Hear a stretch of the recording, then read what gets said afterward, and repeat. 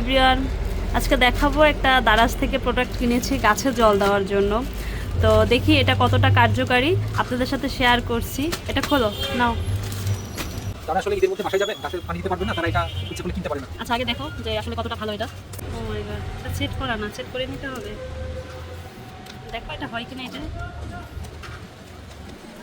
এই যে এটা একটু দেখাইনি আমি, যে এটা একটা এই যে বোতলের ক্যাপটা খুলে খুলে এটা মেবি ক্যাপের মতো করে লাগাই দিতে হবে। যে এটার সাথে একটা ট্যাপ আছে, এটা ট্যাপ সিস্টেম।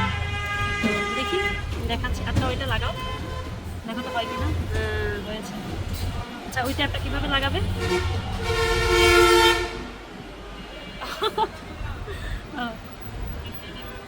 আচ্ছা দেখো, এখন দেখো জল পড়ে কিনা।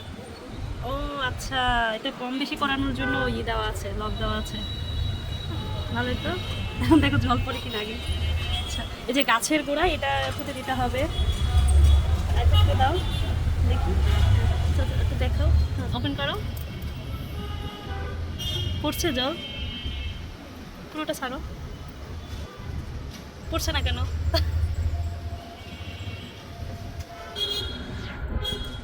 এই যে বাহ, ভালো তো কাজ দিয়েছে, দেখো তো।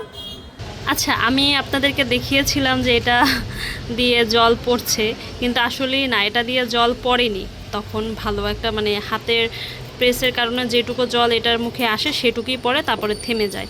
আসল কারণ হয়েছে যে এই যে আমার বোতলটার উপরে আমি একটা ছিদ্র করে দিয়েছি।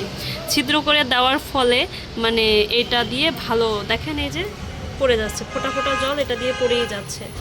কিন্তু এই যে আপনি দেখেন, এটা দিয়ে এই যে প্রেস করার কারণে যেটুকু জল আসবে সেটুকুই পড়বে, তারপরে আর এই দেখেন জলটা কিন্তু আর পড়ছে না। যে এটার উপরে কিন্তু কোনো ছিদ্র নাই, কিন্তু এটার উপরে একটা ছিদ্র আছে। তো আপনারা যখন এটাকে ইউজ করবেন অবশ্যই বোতলের উপরে মানে কয়েকটা ছিদ্র করে দিবেন, যাতে করে জলটা ভালো মতো পড়ে। ওকে, ভালো থাকবেন।